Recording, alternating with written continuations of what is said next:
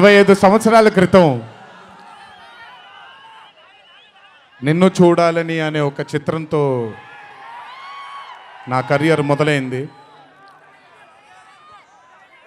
భౌతికంగా మన మధ్య లేకపోయినా ఎల్లప్పుడూ ఆయన చల్లని చూపు మన పైన ఉంటుంది. రామోజీరావు గారు నన్ను, కీర్తిశేషులు శ్రీ రామోజీరావు గారు నన్ను ఆయన బ్యానర్లో ఇంట్రడ్యూస్ చేయడం జరిగింది.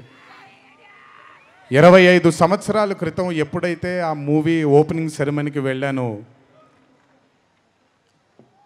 నా పక్కన నాన్నగారు, మా అమ్మగారు తప్ప ఎవరూ లేరు. ఒక్కడనే వెళ్ళాను, ఓపెనింగ్ సెరమనీకి వెళ్ళాను. ఏం జరుగుతుందో, ఎలా ఉండబోతుందో తెలీదు నాకు.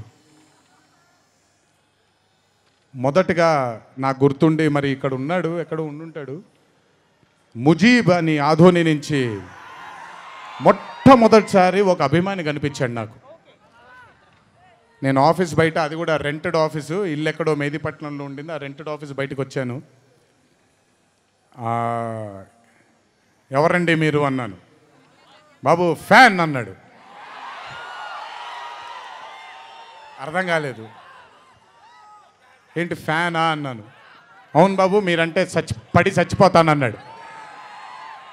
ఒకటే సినిమా కూడా ఇంకా రిలీజ్ అవ్వలేదు, అప్పుడే ఏంటి అన్నాను.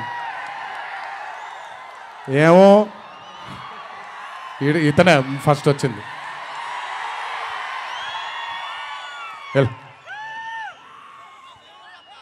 మీరంటే చచ్చిపోతానన్నాడు. చచ్చిపోవడం వద్దులే కానీ కాదు ఏంటిది అన్నాను. ఏమో బాబు ఇంకా మీ వెంటే ఉంటానన్నాడు. అక్కడ మొదలైన ఆ రోజు 25 సంవత్సరాలకి నాకు ఎనలేని సరిపోనంత ప్రేమ ఇచ్చే ఇంతమంది అభిమానులు దొరకడం నిజంగా ఇది పూర్వజన్మ సుకృతమే. ముజీబ్ తర్వాత నెమ్మదిగా అలా ఒక్కొక్కళ్ళు చాలామంది 25 సంవత్సరాలలో చాలామంది నాతో నడుచుకుంటూ వచ్చారు. చాలామంది కాలం చేయడం కూడా జరిగింది. చాలామంది ప్రేమని ఇంకా పెంచుకోవడం జరిగింది.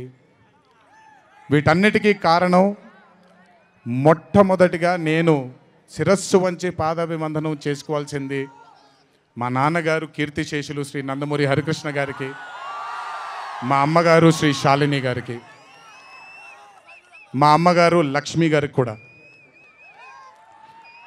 మా అన్నగారు కీర్తిశేషులు జానకిరామ్ గారికి, మా ఇంకో అన్నగారు నందమూరి కళ్యాణ్ రామ్ గారికి నిజంగా వాళ్ళ ఆశీస్సులు నా మీద ఉన్నందుకు నిజంగా నా ధన్యవాదాలు తెలియజేస్తున్నాను.